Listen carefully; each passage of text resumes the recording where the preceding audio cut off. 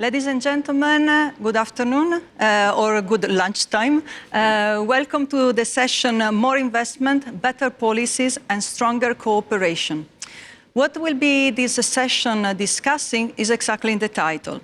We are looking at the investments, but in fact, we know very well that investments needs to have, besides reforms. So in order to perform and to be efficient and effective to achieve the objectives, they need to have as well some structures behind, some reforms and the system that is working properly.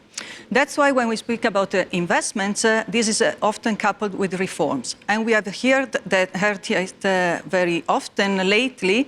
It is, of course, mentioned in the annual sustainable growth strategy that has been adopted last week, and the accompanying document on the guidance for the Recovery and Resilience Fund. So investments and reforms are always mentioned together, and reforms as well are mentioned as well in the context of the cohesion policy. And in the investments and reforms, of course, are part of as well of Horizon. So it's a perfect moment now to talk about reforms, but we speak about reforms because we want better policies. And this is the second part of our title. So better policies means that policymakers need to be helped, indeed, to perform these reforms and to identify the right reforms and also to implement them. So today we will learn what are the tools that are available to implement these reforms. What is the EU doing? What is the Commission offering to member states in order to implement and identify reforms? And then the last part of our title is stronger cooperation. So can we use the tools independently, one from each other? Can the member states work independently from each other? And the department in the member states, can they work independently from each other to do reforms? And the Commission itself, can the departments of the Commission working independently from each other? So cooperation seems to be something that needs to be tackled. And we will learn today whether this cooperation in all these areas is taking place. So in order to explore all of this, I'm here today accompanied by a very high-level panel of very interesting and eximious people. And here we have, I have here with me, in fact, a representative from the Commission, so Mr. Paquet, Director General from DG Research and Innovation. Mr. Mario Nava, who is Director General for DG Reforms, Structural Reforms. And online, we have joining us the Deputy Director General of DG Regional Policies and Urban Policies, in charge of cohesion, Deputy Director General Popens. This will be giving us an idea of the Commission views, but what about the member states? Let's do a reality check. So we have invited as well two representatives of member states that have been engaging in the process of reforms, and we want to learn from them how it was, if they've used the tools and how this happened. So we have with us a State Secretary from Romania in charge of research, Dragos Ciuparu. And also connected with us is Gregor Wrosna, Understate Secretary in Poland for the Minister of Science. So welcome to all of you. I don't want to take much more time to you because we want to hear from everything interesting you have to tell us. But please, for the people as well following us online, you can start from now to check and ask questions through Slido. I think they gave me the title of the slide. I don't have it now with me, but anyway, I think, yes, it's the hashtag RI20. So join us with the Slido, and there will be 10 minutes at the end of this session to answer questions and answer. So I turn immediately, without wasting too much time, again to Mario Nava. So you are representing DG Reform. So by the name, definitely you are. It's important that you are here with us today. So what is DG Reform doing? What are the tools that DG Reform is in place to support reforms? What is made available now and the plans for the future? Thank you very much. Good morning, everybody. Good morning, good afternoon, depending from where you see this. And thank you very much for the invitation. I think this is timely. I think the months that are behind us have shown how important it is to have research and innovation. I think somehow we held the economy thanks to research and innovation. You posed very precise questions, so I will respond precisely to the three questions. The what does DG Reform do? the how we do it, and the with whom, because that's the crux of the matter. None can hope to do anything alone. The what is very simple. The DG reform is the little wheel that transfers down to the ground the policies of the Commission. It's the little wheel which is between the Commission policies or the policies, the Union policies, those that member states decide together here in Brussels, and it transfers them down to the ground in member states. In the area of research and innovation, we have already cooperated with a high number of countries, including Poland and Romania, who are on the plateau with us today, but not limited to that, Lithuania, Slovenia, Belgium, Greece, many others, Spain, and so on and on. Basically, in research and innovation, we have two areas where we are very active. One, we try to improve the national policy framework for innovation. It's amazing how sometimes a simple law makes the difference from a very complicated law. And two, the other area where we have been very active is to foster the cooperation between business and science. Everybody of us who has been in science and in academia knows very much how sometimes difficult is that cooperation, and what we try to do is really to foster the two together. In so doing, we try to develop national policies and put them in line with the European Union priorities. At the same time, we have also special programs, of course, for SMEs, in particular to improve the technological performances of SMEs. How we do that? Well, till this year, we had a program. It was a 3-year program that the Council and the Parliament decided 4 years ago, and it was a relatively small program. Now the Council has decided in the famous meeting of the 21st of July to first of all extend that program from 3 years to the 7 year of the MMF, so we cover the full budgetary spectrum, but also to increase it massively in terms of, to increase it significantly in terms of money. Annually, we have an increase of about 35%. It's one of the few programs that has got a boost. I think this is probably a recognition of its utility, the fact that all the heads of state and government who met here in Brussels found that a very useful tool. So that program is a program essentially of technical support. It calls us on buying the best knowledge that we can find on the knowledge market and bring it down to the member states after having agreed with member states exactly what is necessary. With whom we do that, and then I will conclude to respect the timing, we do it, well, first of all, with member states. Our program is a demand-led program, so we need from member states a demand, and we work on the basis of that demand. And then we do it with the relevant DGs. Here we have DG RTD with us and DG Regio, and we have done programs with both of them. Curiously, one in Poland, of which maybe the State Secretary will want to talk about, and with DG Regio also we have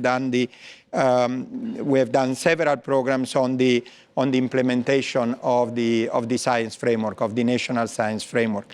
So all of these means that we have the ability to put together the different programs that we have in Europe, the cohesion funds, the science programs of DG RTD, and with that try to help. And then finally, the biggest instrument that has now been put at the disposal, at the service of member states, is of course the RRF, and DG Reform helps there for the design, the development, and in particular the implementation of the RRF, and this has been very clearly highlighted in the guidance issued. So overall, this is the picture of what we do, and the floor is back to you. Thank you very much.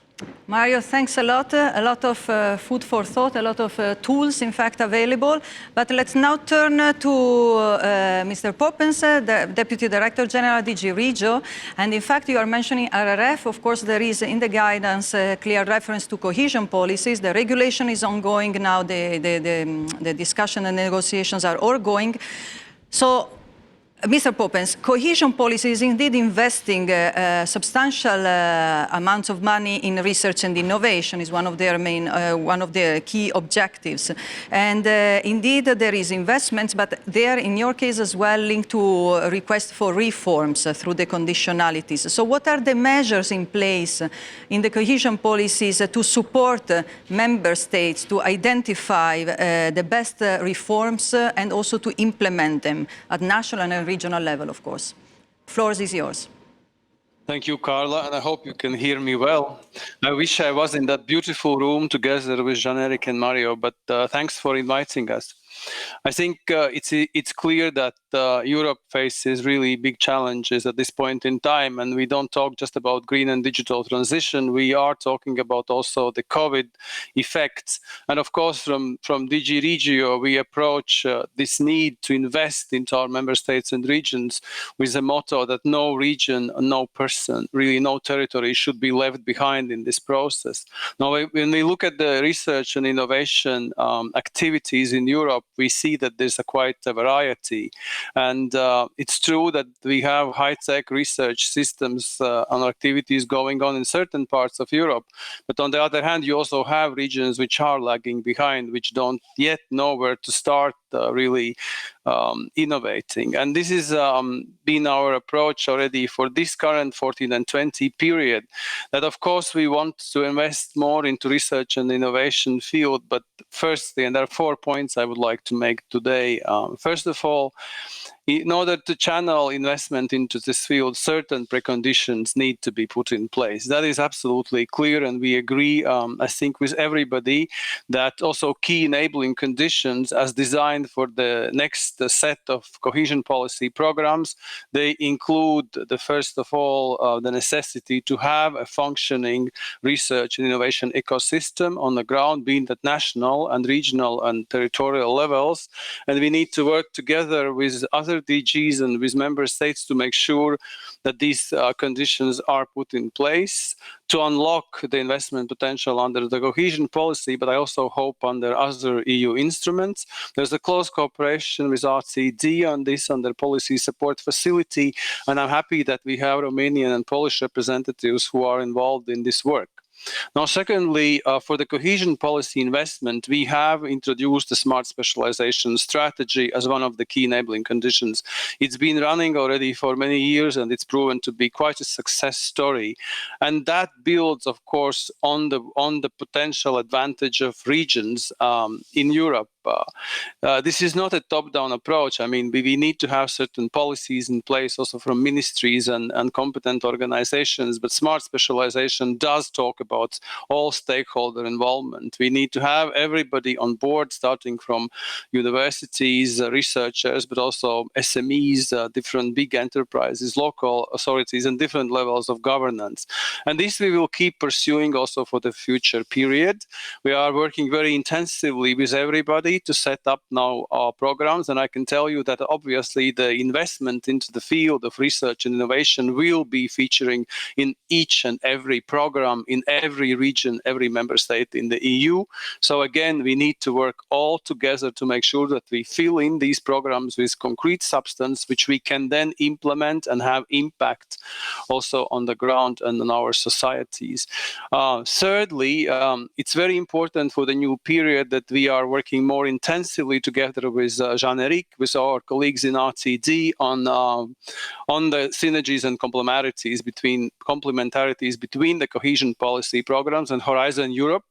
We think it's extremely important to join forces and to see that, first of all, obviously, we can support projects that are excellent under Horizon Europe, but we also hope that more and more we will use the cohesion policy as building this stairway to Horizon that will allow, after we invest in regions which are lagging behind, that they will be able to participate in Horizon calls.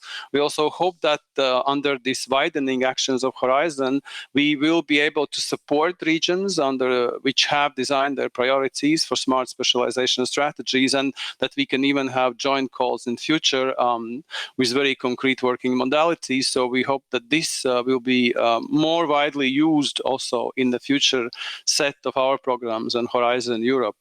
And lastly, I want to say that we have also been thinking about different additions, how to foster innovation. We are introducing a new interregional innovation component in the new period. That's a novelty, because we do believe that there's not enough cooperation between different regions in Europe on the same topics. And we will continue by addressing specific needs of our urban authorities, our cities, by also continuing with urban innovative actions under the European Urban Initiative. And finally, we have set up the network, the RIMA network, which is actually a network which brings together R&I national authorities and our managing authorities of cohesion policy, which will discuss and has started already to discuss the common practical implementation issues.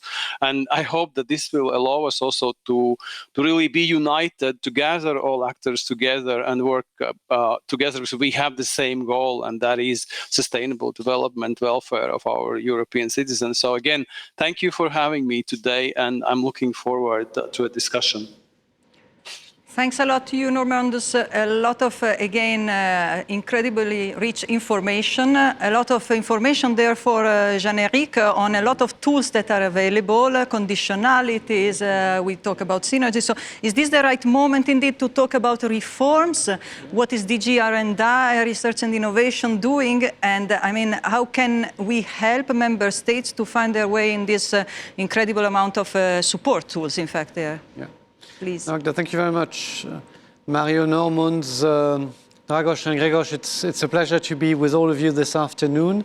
I think the very first thing which we can do and which we need to do is to reaffirm as often as possible that we need to invest in research and innovation. I think there's a large consensus around it. Research and innovation drives productivity, hopefully can drive better and more sustainable growth, and research and innovation will, of course, be driving solutions with knowledge for the green and for the digital transition. So I think this is a no-brainer. This investment is very much needed. And the consensus politically is there. At the same time, when you look at hard facts, investment is not happening to the needed extent. And member states at leaders level are very clear on investment in research and innovation. I think they struggled a little bit to be completely consistent with their view when they finalized the agreement on the MFF. Horizon Europe will be well endowed, but the Commission was even more ambitious. But then more importantly, I think we need, and the Commission needs, to debate with member states in the European semester, in policy dialogues, including in the European research area, to help those of you which are trying to improve public and private investment in their member state, and make with you the argument that this is an investment into the future. So I think the very first thing which the Commission needs to do with stakeholders is to help this public and private investment to take place. But then, of course, investment in itself is not delivering outcomes, and investment is not delivering solutions for the transitions if we don't have research and innovation systems which in themselves are delivering excellence and impact, and research and innovation systems which are connected to public policy making and connected to society and the economy. And this is where reforms indeed are absolutely critical. And there's a lot of effort happening in Poland, in Romania. I'm very much looking forward to hear the experience. A lot of dialogue which has taken place traditionally with DG Regio, and Normunds explained that a little bit. And then, of course, the structural support reform facility and the instruments which are now emerging under the leadership of Mario, Nava and DG Reform are all focusing on helping member states set up research and innovation systems, university connected, industry connected, which foster impact and excellence. And I would like to underline that point because I think it's politically also extremely important that we all note that the debate in Europe has moved forward. The question is not, is excellence what should drive these reforms? I think this is now agreed everywhere. Everyone needs and aims at having excellence-driven research and innovation systems, delivering the solutions and the impact which are needed. On the side of DG Research and Innovation, we are complementing what is done in the European semester in DG Reform with the Policy Support Facility. You have used them very well in the past. They feed also in smart specialization. And I would like to finish by saying that indeed the investment agenda, the reform agenda, is about joining up national and EU instruments and resources.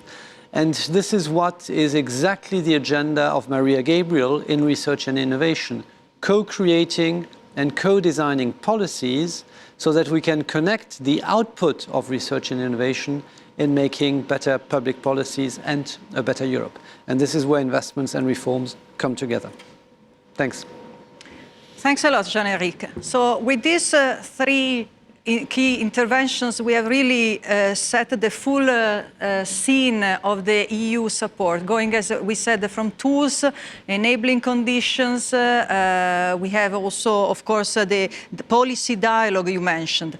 So, Dragos, Ciuparu, State Secretary, we were, in fact, even in a meeting yesterday with different colleagues from different DGs, and you are experiencing this type of bilateral policy dialogue. And I would like to know from you that has been involved in this type of a pilot, what is your feeling, your reactions to that, what is your learning, and what eventually can be improved? So, and have an idea of what this, if this is useful for Romania, what is Romania looking for, and how we can best help. So please, floor is yours. Hello, Magda. Hello, everyone. Thank you very much for the opportunity to share with you our working experience with a consolidated bilateral dialogue on R&I policies between the Romanian Ministry of Education and Research and the European Commission. In fact, the bilateral dialogue started in a natural way, sprung from our need to improve the Romanian R&I system and nurtured by our wish to better integrate and contribute to a more cohesive and coherent European research area. We began the bilateral dialogue with the European Commission back in February this year, when we expressed our will for reforms based on the analysis of European semester recommendations for Romania and explored the possibility for having a PSF peer review as soon as possible in the context of elaborating a new strategy for research, innovation, and smart specialization. Initially, DG R&I and DG Regio were involved. Later on, DG Reform joined our bilateral dialogue. On the Romanian side, there were also other ministries involved, such as the Ministry of European Funds, Ministry of Finance, Ministry of Foreign Affairs, Ministry of Economy, Energy, and Small and Medium-Sized Enterprises, and the regional development agencies, as you said, as being very important at regional level. So far, we had 4 bilateral meetings and a couple more workshops where we discussed our plans for reforms and investment and received feedback on fulfilling the criteria for the enabling condition of the next programming period. During our last bilateral meeting you mentioned yesterday, we started brainstorming some of the reforms needed to be covered from the Resilience and Recovery Facility, looking for interlinks between ERA and the European higher education area. The European research area is expected to strengthen the R&D dimension of our universities through a comprehensive transformation agenda in synergy with the European higher education area, thus reinforcing their role as drivers of change, fostering their recovery, enabling shared objectives between the EU and member states' initiatives to support higher education institutions in their efforts to fulfill their education, research, innovation, and service to society missions. This approach is extremely effective for clarifying issues and having a common understanding all options for the possible reform measures to be implemented in order to increase the intensity and quality of our research systems. The dialogue is also useful in identifying the potential funding instruments to implement reforms, creating synergies and complementarity between different programs within a multi-annual financial framework and national funds.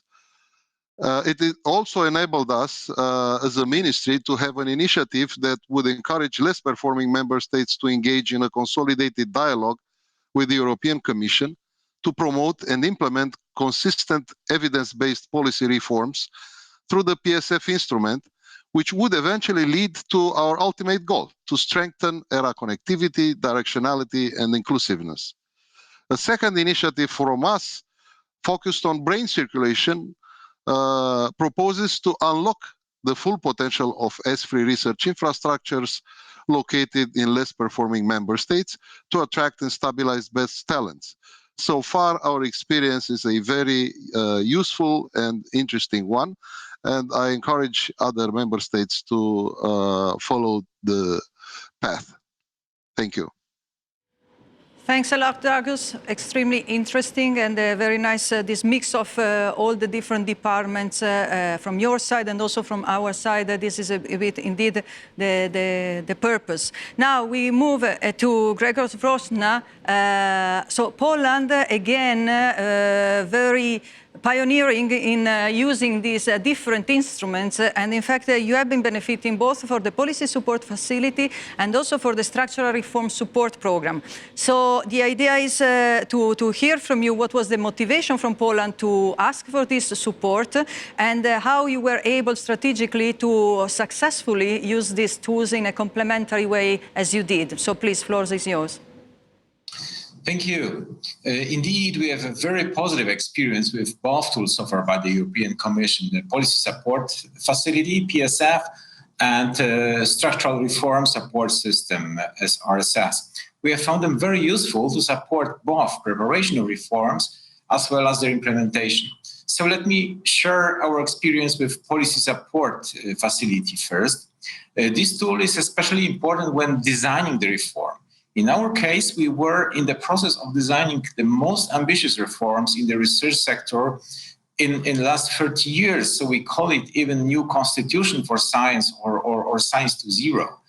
The reform was prepared taking into account global competition in science and higher education, as well as our internal circumstances. We asked for PSF support to gain external perspective. Composition of the PSF expert panel allowed us to use the best international practices. PSF discussions allowed us to use experts' advice not only as the report, but also in the process of drafting the concrete solution. PSF experts took part in the meetings at National Science Congress. This was a series of conferences organized in order to discuss the new framework with wider audience, really wide. More than 9,000 participants took part in those events. And concerning the second tool, the structural reform support system, we have used it to learn and to introduce best practices from other countries in the context of establishment of new Polish so-called Łukasiewicz Research Network, a network of research institutes. SRSS is more important in the process of reform implementation. It brings a concrete solution for a given situation. The SRSS support system allowed us to continue the reform of research institutes using the best practices coming from established research organizations. In this case, in particular, we team up with the Finnish VTT. It was introduced from the very beginning of the functioning of the Łukasiewicz network. We started, in fact, in 2018. And this allowed us to implement some of the suggestions in the design of the network. SRSS gave us the opportunity to benefit from direct advice from the VTT experts visiting Poland and to learn directly from VTT in Finland by Łukasiewicz network delegation. The whole week was dedicated to gain knowledge about different aspects of VTT functioning by asking all VTT staff, not only designated experts. The concrete results for Łukasiewicz network was the framework for network-wide knowledge transfer strategy, both inside the network and with external partners, from the personal level up to institutional exchange. The strategy accompanied by detailed implementation plan. So I would like to stress that using PSF and SRSS was so successful because we were convinced to use those tools. Using them only on the basis of external suggestions would be totally ineffective, I believe. So our recommendations for the future. First, keep the instrument simple, as they are right now, in fact. Second, instruments should be beneficiary-centered, in fact. They should be fitted to the need of the benefits. Then, please promote the use, not enforce it. As I said, the member states should be convinced to use them. Next point, the experts are really crucial. I mean, the success in our case was because the experts were really excellent. And finally, allow for flexibility. Not every recommendation is useful in a given national circumstances or context. So each country is specific, and therefore each use of those tools should be very, very specific. Thank you. All right. Thanks a lot. Very important messages from your side too. And now let's see whether from the audience we have questions to the speakers. For me, your presentations were extremely clear, but let's see if there are questions. And I should then go closer for the questions. So the first one appearing here, it's some countries in the EU have well-developed R&D systems, others not, and they are trying to catch up. To what extent the EU actions tailor to different needs and can serve different expectations? So I guess that the question is for our Commission people. So of course we have here a representative from Poland, Romania, but would that other countries as well benefiting from these tools? Yeah, maybe I can kick it off. So, I mean, yes, the diversity in the Union is there, and as we see with Romania and Poland, there is a major effort ongoing across all member states, not just to catch up, but to devise more robust system and everywhere to increase the public and private investment in research and innovation, recognizing that this policy area provides a lot of impact and solutions across the board.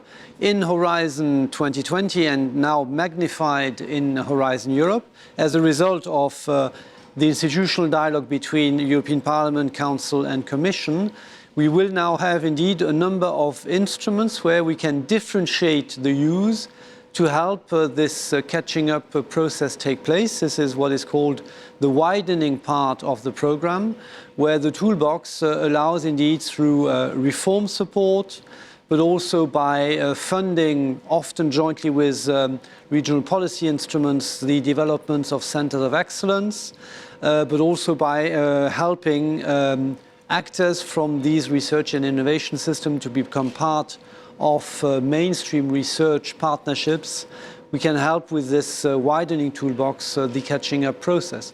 But at the same time, the catching up is also, I think, very much driven and accelerated when all member states participate on an equal footing on the basis of the principle of excellence in the mainstream of the program. And this is happening more and more, and the data on member state participation, I think, points across the board very much in the right direction, with more participation absolutely everywhere. That's certainly the result of the last cycle of investment in these member states, the reforms which were described now, the massive investment from regional policy instruments. It is starting to show, and we hope that in the next cycle we go to the next level. Thanks a lot, Jean-Éric. Mario, do you want to intervene on the same question? Yeah, Please. I would say, I would just complement with a little thing. I fully agree with everything Jean-Éric said. And there is a point that I want to underline, which was mentioned by Minister Virochka, which is essential, is the commitment of member states. Because the commitment of member states is what allows us to go through the differences. There are, of course, countries are different. There is no doubt. They have different needs. But if they are committed in making a reform, we all know that investment alone does not pay. You need investment and reform. If they are committed to make a reform, that's as essential. One thing I always say when we roll out this program to member states, when we present it, I say this is one of the few programs that is not co-financed, in the sense we at the Commission, we pay for the whole program, but mind you, is not co-financed in money terms, but is co-financed in commitment terms. You must be fully committed, and then it works. In our statistics, it's very clear. Factor number 1 of success is commitment. Factor number 2 is the quality of the expert. So I subscribe everything that it was said. You want me to respond to the second question? Yeah, okay, yes, sure. The second question, I think, comes to... no, it's for you. It's the policy, yes, the policy support facility, but we can do... Why don't you reply to that question? Okay. You're running it. Yes, indeed. So what is the policy support facility that was in fact presented, that is the tool that we are using under Horizon, is in fact not only for the widening countries, because all countries need to reform, indeed. And in fact, it has been used very successfully as well from, countries that one could not eventually think that they need some support. For instance, Denmark as well has been supported, and they've really appreciated, as also Romania just mentioned and Poland, the support from the experts. So it's true there are different issues to address, but these tools are flexible enough to satisfy the needs of the country. And the one important thing is that these are co-designed. So Jean-Éric was mentioning about co-designing, and this is something that I think is also for the tools under DG reform. This is something that is important because it's not imposed, is on a voluntary basis that this is requested and the service is provided. And also in terms of what to investigate, what type of reforms to look for, and the analysis of the system is done in full discussion with the member states in the definition of the area to check and to analyze, and also in the implementation tools that and implementation measures that have to be taken in place. So, exactly. So this responds to policy support facility, but also for the other tools, for Mario and also Normunds. Maybe you want to come in on that as well? Thank you. Well, the whole setup of the cohesion policy programs is based on a concept that we need to unblock the potential of all regions in Europe. And this is exactly why our programs put the smart specialization as a key concept. Now, when we look at investment under smart, of course, sometimes it's not at the level which Horizon would expect it to be. And this is exactly the beauty of it. We can start investing into the field of research and innovation also in regions where the potential is only in the beginning phase. And this is why we are so happy now to join forces. We tested this concept for the first time in 14-20 period. We have very good experience how our programs can target these regions. In Romania, for example, Eastern Romania and Poland, we worked with the World Bank to see how we can link the Eastern Polish regions to this concept of innovative investment and investment into this field. And it works, it can be done, but it's very good that we are now even more joining forces with RTD and reform through this support facility also, because, as I said, these reforms sometimes are difficult, and it's not enough for us to say we identify advantages of a concrete region. We also need to make sure that this investment then is put in this ecosystem which functions in the end. So yeah, I think we have a great potential now to also get it right for the new set of programs. On the structural reform support program, we have been running 1,000 projects in all 27 countries. And of course, projects are different. This is exactly what Jean-Éric was saying. So projects are different across countries, but we have been, for example, running a project, a very sophisticated scientific project in Germany, in Denmark, and so on and on. There is an important fact that on the structural reform support program, you can participate on both sides. You can be on the beneficiary side, but also on the giving side. And the example that was given a moment ago from our colleague from Poland is very evident. And when you are on the giving side, in a way, you also learn. So I think these working together of different member states, it's really what makes the success of the program. Yeah. Yeah, extremely true. And is on the basis of our programs as well, is always we have advanced partner that most of the time says we don't feel advanced partner, we are learning as much as the others, and it's a very win-win situation and learning experience.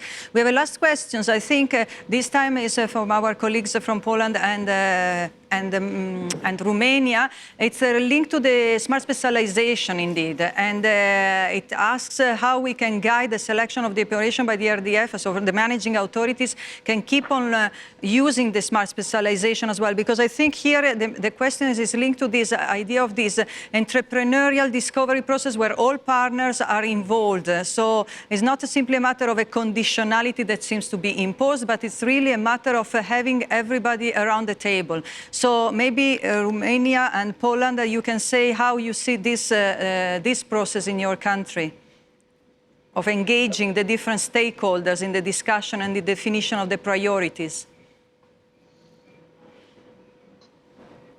Dragos or? Okay. Well, what we did was to call on GRC to actually help us develop a methodology that would be comprehensive and will take into account all stakeholders involved and important to the process. So we kind of extended that approach to a national level, trying to have a coherent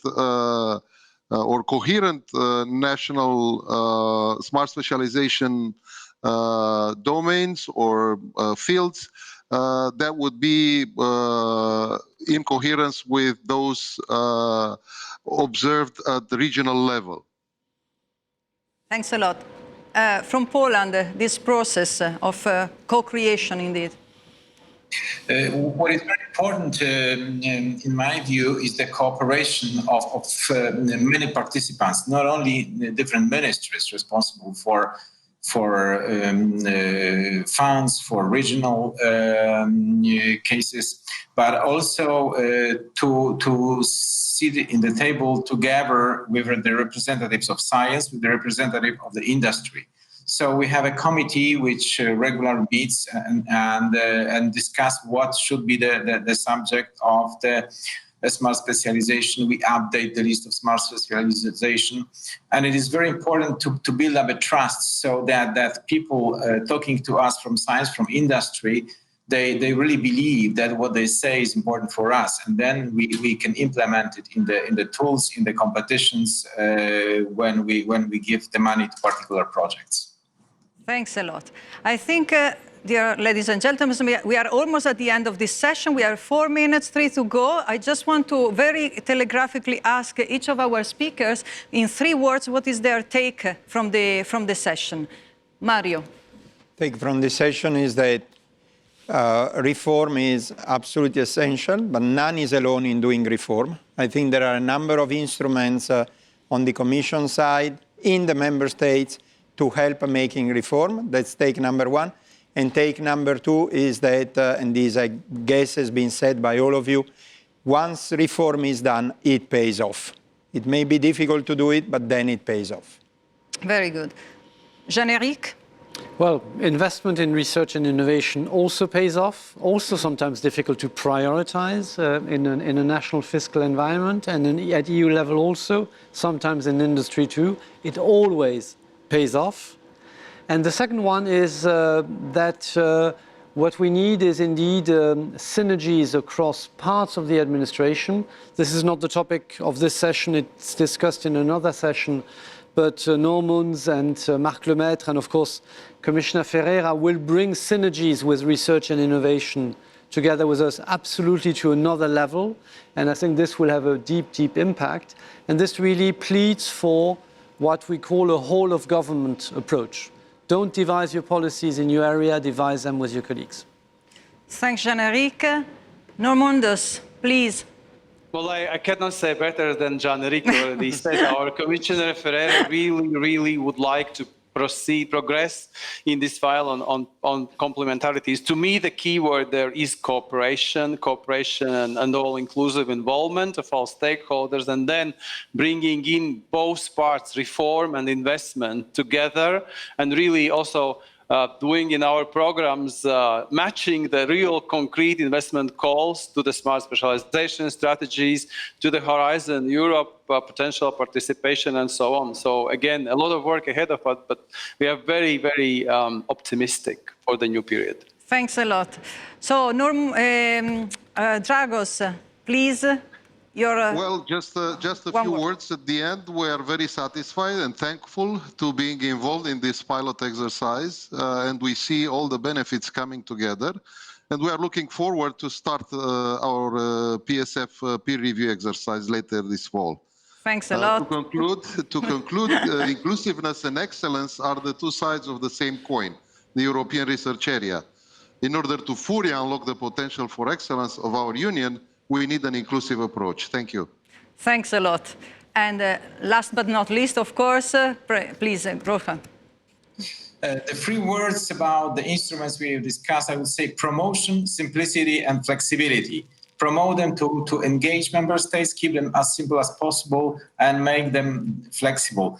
And keep also the cohesion between the cohesion funds and the horizons, so we can use both tools, set tools together. Thanks.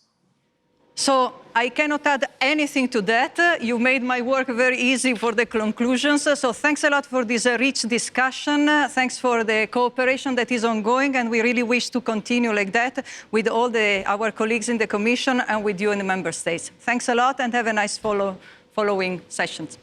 Thank you. Thank you. Thanks, Magda. Thank you very much. Thanks.